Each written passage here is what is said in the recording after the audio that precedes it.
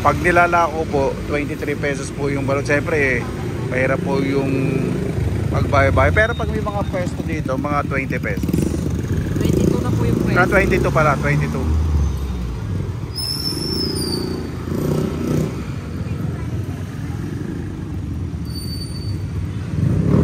Magandang araw po mga kababayan. Welcome po sa Pinilakang Lakbay. Ayan, naway safe po ang lahat. Samahan po ninyo ako ngayong gabi. Bumili po tayo ng mga balot at penoy sa mga seniors po na nagtitinda po sa aming lugar dito sa Bulacan, Bulacan. Samahan po ninyo ako. Ayan, bili po muna tayo kay nanay ng balot. Magkano po yung balot? 22. 22 penoy. 88 at saka 5 yung penoy. Magkano po isang penoy? 18, bali 19. Sige po. Ay, ano, sukat. Ayan, dito naman po ako sa kabila kay nanay sa katatay po. Ganon din po ang presyo ng balot. Ito po, 5. Ito po yan sa San Nicolas, Bulacan, Bulacan. Ayan, sa mga bibili po ng balot sa mga taga Bulacan, Bulacan. Ito po, hanggang oras po kayo bukas? Hanggang 9. Ayan, nanay si tatay. Tapat po ng San Nicolas Elementary School. Marcelo H. Del Pilar Elementary School. Mabuhay yan. Maraming salamat na naman po sa Panginoon at nagasama-sama na naman po tayo. Naway safe po ang lahat. Bago pa tayo umpisa, pasalamatan po muna natin ng Panginoon. Panginoon, maraming salamat na po sa biyayang binigyan niyo po sa amin sa araw. Sa araw po nito, naway ang bawat isa po yung maging safe. Umiral po ang pagpapakumbaba. Napakasarap pong umilos na wala pong kaaway. Pero rin po ang pagkakaisa sa isang lipunan, pamayanaan, magkakapitbahay. Kaya po bala po sa amin, sinusukan na po namin sa inyo lahat sa ngalan ni Jesus. Amen. Pesa na po natin. Excuse me po.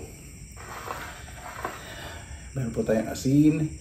Yung suka galing sa binila ko pong matanda. Maglalagay din po ang spice vinegar para may konting angang. Ay, naku, kuha nga pala ako ng ano. Iplabanan po natin suka. Buang kutsara para tatakam na ako sa sukang pangbong. Dala po na pamangkin. Gamitin nila pong bago. Tuba pa po yung dinali kasi matamis. Ito pang nagsuka. Sukan sa sana. Napakasarap. Kuha na po ako ng kutsara. Pasensya na po. Ay, sorry.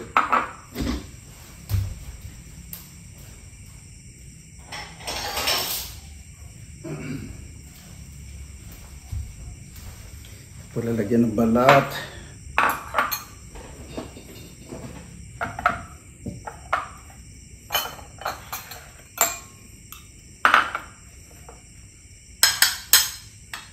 Yung penoy, may ano ng lapis. Ito balot.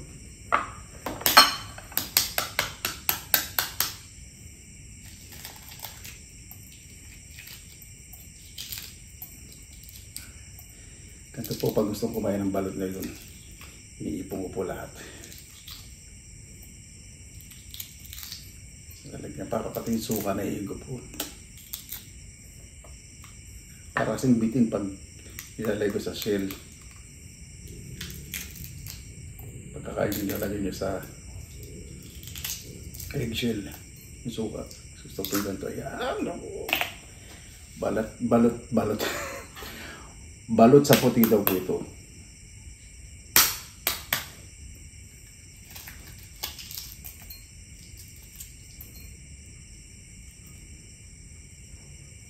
Isa po siyempre. Ano nang dinamnam.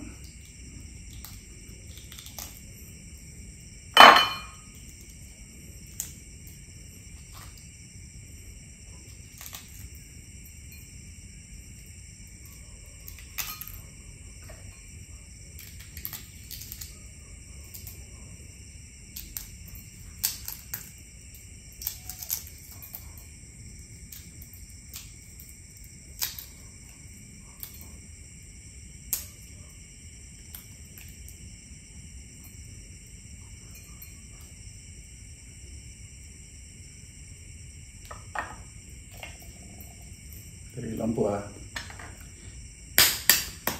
Sige po muna tayong 4.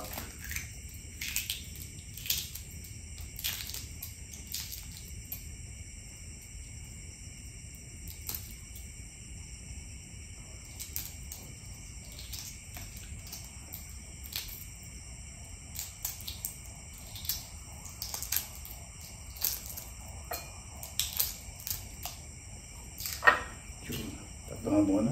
Tama na ako. Muna natin yung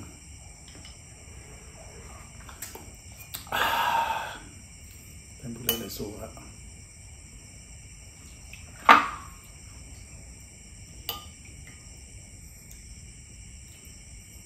Ito yung sili. Spice vinegar. Tipirin natin. Medyo bagong ito yun eh.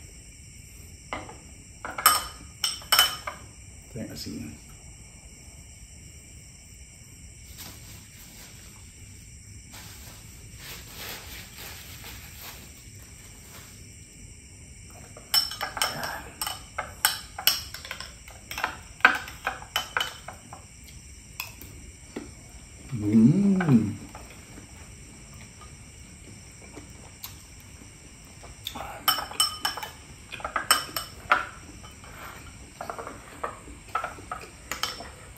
Nakakapakasarap. Umuulan na yun. Yan. Lasang palakas.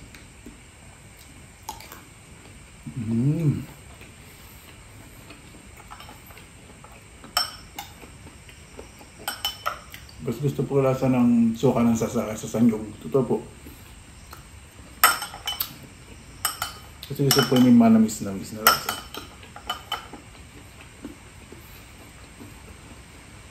Pamangkin ko po kasi nagtatrabaho sa Paumbong. Kaya nakabili po sa niyan. Ano bagay yung lasa ulan ah. Sana naman nakasilong yung matatanda.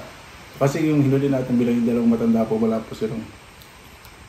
Ah, may pala. May payong na pala doon.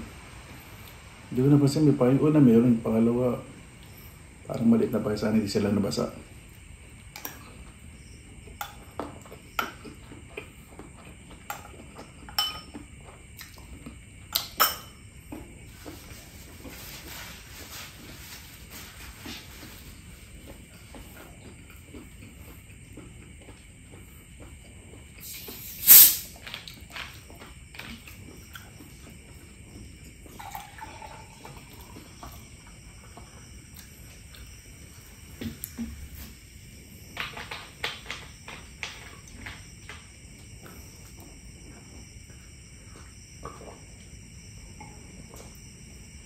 Siyempre, yung unang kain natin dito, pero pangalawang kain natin dito sa Shena. Para na-appreciate natin different style ng pagkain.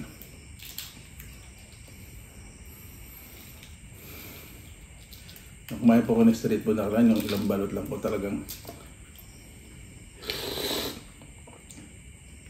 Sabi ko mag-rin talaga akong time, bibili ko ng balot. Mabilisan di pumubos ang balot, nakabuti, naka-chempot. Sa unang matanda po nabilin po natin, yung 3 piraso lang po ang balot. Mabilis po talaga dito mabubos ang balot eh. Maganda pong magtinda mo rin, kaya tiyagaan lang po talaga sa gabi.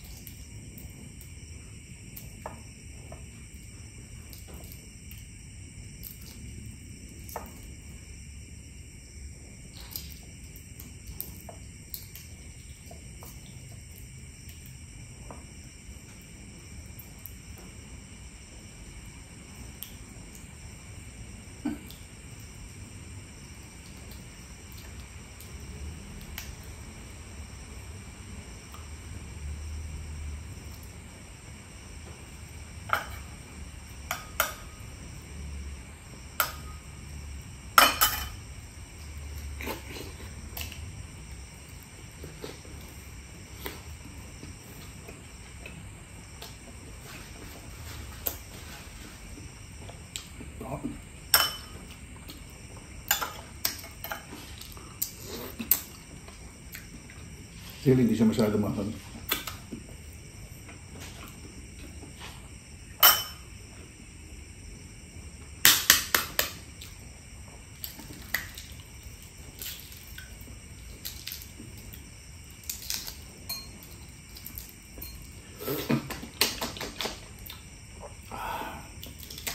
Talaga nasa buwan ng balot, ano? Pakalinam ng daming ano, nostalgic memories.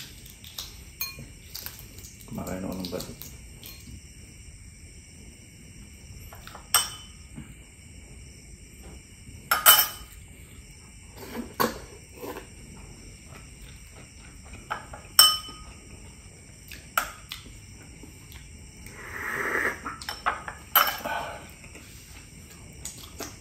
Punta sa Pinoy.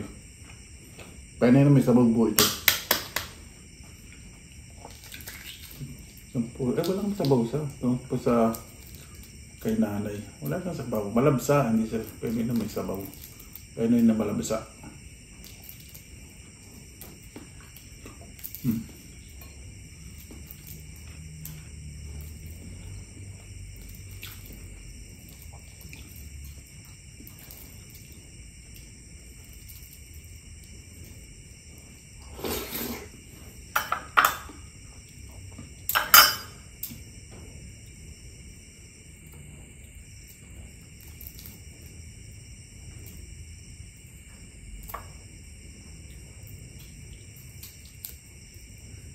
Medyo malaki lang ang bato nitong Penoy na to. Pag malabsa ang Penoy, yun. Expect nyo na po mas malaki po yung bato. Pero kapag tuyo, maliit lang po yung bato. Yung puti, yung egg white na part.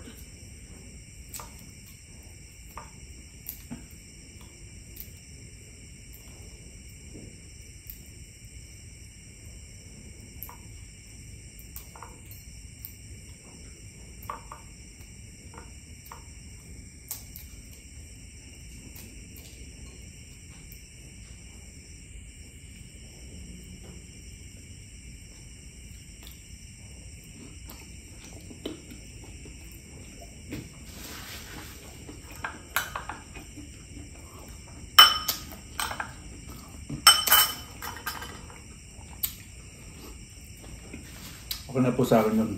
Kasi ang gabi na.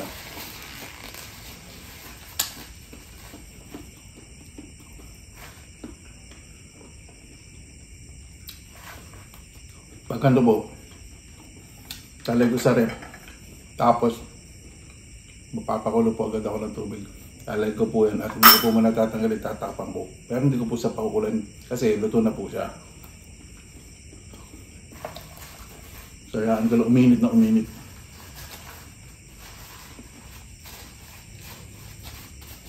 Dahil pong pakuloy, kaya lang yung balot ma-overcook. Malabsa po, hindi po masarap. Nakakain na po ng overcook na balot, eh, hindi po masarap. Malabsa.